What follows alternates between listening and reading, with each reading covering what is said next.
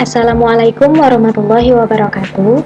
Saya Rifka Adawiyah, NIM 2010463200015 dari kelas A, Program Studi Geografi, Fakultas Ilmu Sosial dan Ilmu Politik, Universitas Lambung Mangkurat. Dengan dosen pengampu, Ibu Ira Puspita Dewi Eskel, MSI, mata kuliah Oseanografi. Jadi di sini saya akan mempresentasikan jurnal yang telah saya review dengan judul Pengantar Lingkungan Laut dari Dr. Ferdinand Yulianda, di mana di dalamnya membahas sifat-sifat air laut. Air laut mempunyai dua sifat. Yang pertama ada sifat fisika atau sifat fisik, yang kedua ada sifat kimia. Di dalam sifat fisika meliputi massa jenis, suhu, arus, pasang surut, dan gelombang. Sedangkan di dalam sifat kimia meliputi pH, salinitas, oksigen terlarut, dan nutrien. Baiklah, yang pertama kita akan membahas sifat fisik dari air laut, yaitu massa jenis. Sebelumnya, massa jenis merupakan pengukuran massa setiap satuan volume benda. Semakin tinggi massa jenis suatu benda, maka massa setiap volumenya akan makin besar pula. Rata-rata massa jenis setiap benda merupakan total massa dibagi dengan total volumenya. Massa jenis suatu benda yang lebih tinggi seperti besi akan memiliki volume yang lebih rendah daripada benda bermassa sama yang memiliki massa jenis lebih rendah seperti air. Massa jenis air laut sendiri merupakan massa air laut per unit volume. Biasanya satuannya adalah gram per centimeter kubik. Massa jenis air laut dipengaruhi oleh suhu, salinitas, dan tekanan.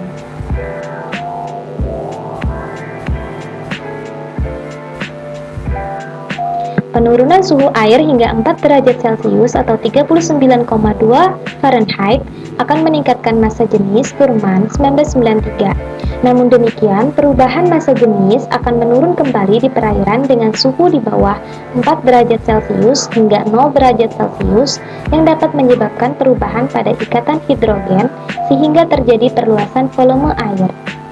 Kisaran massa jenis air dari 0,9982 gram cm kubik pada 20 derajat Celcius hingga maksimum 1000 gram per cm kubik pada 4 derajat Celcius. Massa jenis es atau solid water hanya 0,9170 gram per cm kubik sehingga mengapung di atas air. Selain suhu, salinitas juga mempengaruhi massa jenis air laut. Hubungan antara massa jenis, salinitas, dan suhu memperlihatkan pengaruh yang berbeda. Penurunan suhu hingga 4 derajat Celcius atau peningkatan salinitas cenderung akan meningkatkan massa jenis air sehingga air menjadi lebih berat. Yang kedua ada suhu. Suhu merupakan respon objek terhadap masukan atau keluaran panas. Garrison 2006. Suhu permukaan laut dipengaruhi curah hujan, penguapan, kelembapan udara, suhu udara, kecepatan angin, dan intensitas radiasi matahari. Suhu di bawah permukaan dipengaruhi kedalaman, sirkulasi udara, turbulensi, lokasi geografi, dan jarak dari sumber panas. Bat 1978. Secara vertikal, sebaran suhu terbagi menjadi mixed layer atau lapisan campuran, termoklin tengah, dan lapisan dingin atau bawah. Sebaran suhu di kolom perairan laut secara vertikal pada daerah iklim sedang atau subtropis dan kutub relatif tidak sama pada musim berbeda. Pada saat musim panas, summer, di mana sinar matahari menghangatkan lapisan permukaan, kemudian suhu akan menurun seiring dengan bertambahnya kedalaman, sehingga terbentuk dua lapisan air, yaitu lapisan air panas di permukaan dan lapisan air dingin di kedalaman tinggi. Pada saat musim gugur atau fall, permukaan air menjadi dingin dan terjadilah pergolakan oleh angin yang menyebabkan percampuran air dingin dari kedalaman menuju permukaan pada lapisan atas. Pada saat musim dingin atau winter, permukaan air menjadi lebih dingin, sehingga massa air menjadi padat daripada air yang di dalam dan kemudian akan tenggelam selama winter. Hal ini menyebabkan air laut tercampur secara vertikal yang menyebabkan sebaran suhu relatif sama dari permukaan hingga ke kolom air yang dalam. Selanjutnya ada arus. Arus dipengaruhi oleh angin. Angin mendorong permukaan air, namun air tidak berpindah dengan arah yang sama dengan angin, akan tetapi membentuk sudut 40 derajat karena adanya gaya Coriolis. Air yang berada di lapisan bawah berbelok ke kanan dari arah arus permukaan karena gaya Coriolis. Arus permukaan yang dihasilkan oleh angin bukan hanya dipengaruhi oleh gaya Coriolis, tetapi juga dipengaruhi oleh gravitasi. Biasa disebut arus geostropik. Bad 1978. 3 arus utama dunia yaitu Arctic Circumpolar Current, aliran air di daerah ekuator yang mengalir dari arah barat ke timur, tetapi mereka dibatasi oleh arus-arus sejajar yang mengalir dari timur ke barat, baik di belahan bumi utara maupun di belahan bumi selatan, dan Gray. Yang ketiga ada gelombang. Gelombang sebagian ditimbulkan oleh dorongan angin di atas permukaan laut dan tekanan tangensial pada partikel air. Jenis gelombang yaitu gelombang pecah atau stroke, gelombang tumpah atau spilling breaker, gelombang flooding breaker, dan surging breaker. Rohmi Muhtarto dan Juanda 1999. Pada gelombang terdapat panjang gelombang dan tinggi gelombang. Panjang gelombang merupakan jarak antara satu puncak ke puncak berikutnya atau satu lembah ke lembah berikutnya. Tinggi gelombang merupakan jarak antara titik puncak dan titik lembah. Puncak gelombang merupakan titik tertinggi dari gelombang, sedangkan lembah merupakan titik terendah dari gelombang. Gelombang umumnya memiliki periode, yaitu waktu yang dibutuhkan puncak atau lembah untuk kembali pada titik semula secara berturut-turut. Sementara itu, ada juga kemiringan gelombang, yaitu perbandingan antara panjang gelombang dengan tinggi gelombang. Selanjutnya ada jenis-jenis gelombang. Gelombang yang pecah saat menuju pantai dan terdampar di dasar perairan pantai yang dangkal itu disebut gelombang pecah atau stroke. Kedua ada gelombang pecah perlahan-lahan, dan menggulung ke arah pantai. Ini disebut gelombang tumpah atau spilling breaker. Yang ketiga ada gelombang membumbung ke atas dan segera pecah. Terjadi pada dasar pantai yang terjal, disebut gelombang flooding breaker. Yang keempat ada gelombang yang sama sekali tidak pecah, tetapi mendorong air ke atas, ke darat, dan menyedotnya kembali yang terjadi pada pantai terjal, disebut surging breaker. Selanjutnya ada sifat pasang surut. Pasang surut merupakan gerakan naik turunnya muka air laut secara periodik yang disebabkan oleh gaya tarik bulan dan matahari. Jenis pasang surut di Indonesia ada pasut harian ganda, pasut harian tunggal, pasut campuran dominan ganda, pasut campuran dominan tunggal. Sifat kimia air laut yaitu pH.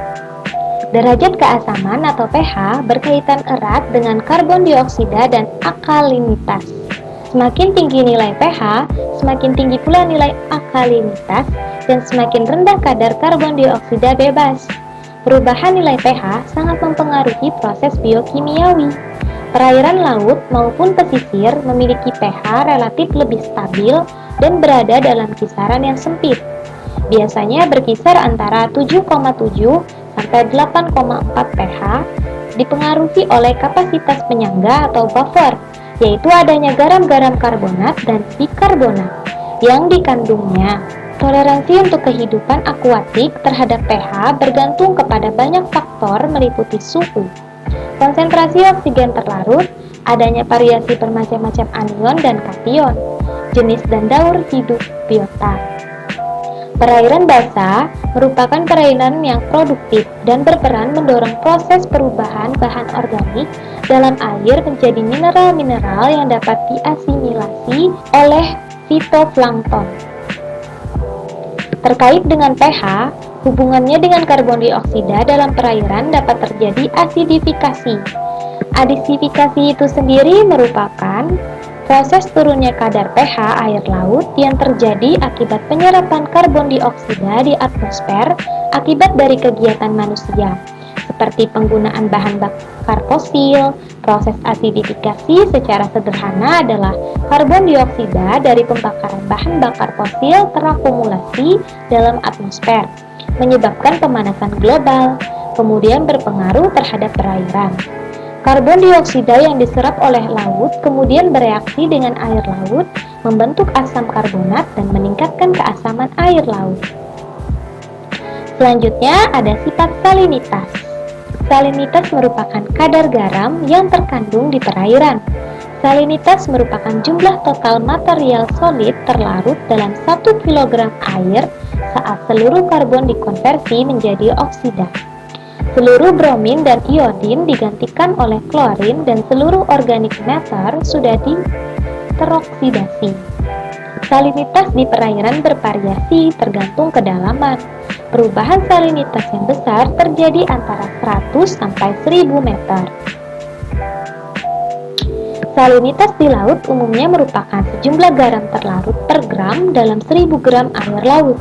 Salinitas di laut bervariasi antara 33% hingga 38% dengan rata-rata adalah 35%.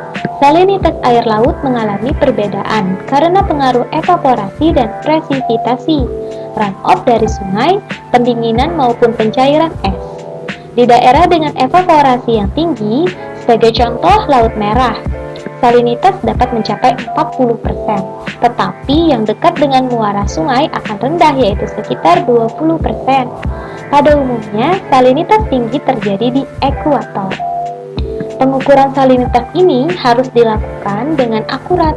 Salinitas laut dapat diukur dengan menggunakan electrical conductivity atau juga salinometer. Selanjutnya ada sifat oksigen terlarut. Oksigen terlarut merupakan banyaknya oksigen yang terlarut dalam air. Kadar oksigen terlarut tergantung suhu, salinitas, turbulensi, dan tekanan atmosfer.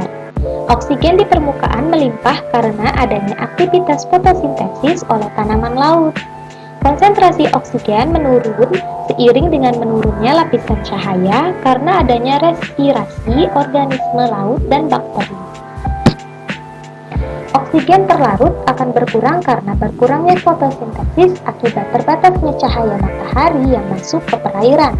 Kadar terendah cahaya matahari pada kedalaman 500 hingga 1000 meter di bawah zona tersebut, kadar oksigen akan kembali meningkat. Oleh karena itu, kedalaman memberikan pengaruh terhadap kadar oksigen.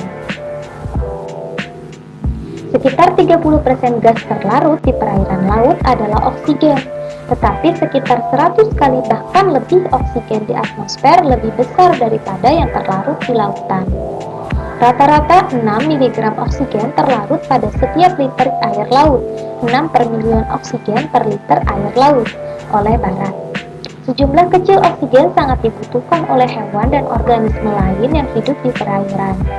Sumber oksigen terlarut di laut karena aktivitas fotosintesis tanaman dan organisme lain yang menyerupai tanaman dan difusi oksigen dari atmosfer. Selanjutnya ada sifat nutrien. Nutrien merupakan komponen yang dibutuhkan untuk memproduksi bahan organik. Beberapa nutrien dibutuhkan untuk membantu pertumbuhan organisme. Beberapa menghasilkan bahan kimia yang secara langsung menjadi energi dan beberapa fungsi lain. Nutrien inorganik dihasilkan pada produktivitas primer termasuk nitrogen, seperti nitrat, NO3, dan fosfor seperti fosfat PE4 3. Arus bolak-balik tersebut biasa disebut dengan siklus nutrien. Demikianlah presentasi dari saya ucapkan terima kasih telah menonton, semoga bermanfaat.